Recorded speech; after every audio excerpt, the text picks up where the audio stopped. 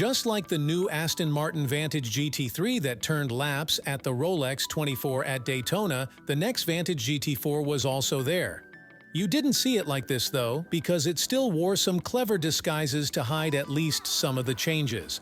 Now it's time for the new Vantage GT4 race car to step into the spotlight.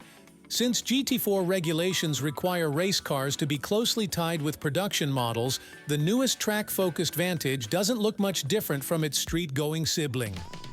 In fact, Aston Martin says the Vantage GT4 shares approximately 80% of its mechanical and structural bits with the road car, including the aluminum chassis, engine, transmission, and a majority of the body panels.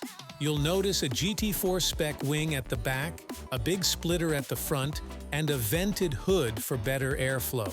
These changes, according to Aston Martin, increase downforce and reduce drag compared to the old Vantage GT4. Speaking of airflow, there's more going to a larger radiator for improved cooling. There's also more air getting to the brakes. They sit behind 18-inch wheels, a big step down versus the 21-inchers on the road car. Dare we say, the Vantage GT4 looks better with smaller wheels, leaner, and just a bit meaner. Admittedly, the overall aero changes could be clouding our vision. Things are largely the same under the skin, too. Suspension-wise, the GT4 gets adjustable dampers and more adjustability for camber settings. There's no mention of hardware changes for the twin-turbocharged 4.0-liter V8. But it's operated by a dedicated racing ECU from Bosch Motorsport. Aston Martin installs a bespoke tune, and something similar is done with the 8-speed automatic transmission. Technically, there are still 8 cogs inside, but a software remap locks out the top 2 and disables automatic shifting.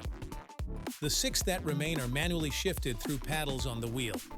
The biggest changes come in the cockpit, which looks totally transformed for race duty.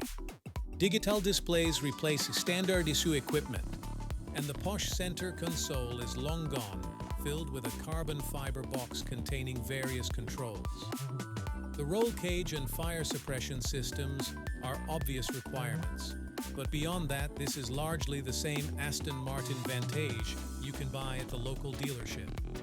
Having made its racing debut at Daytona, Aston Martin is hard at work fulfilling orders for race teams. More than 40 Vantage GT4s are planned for production this year,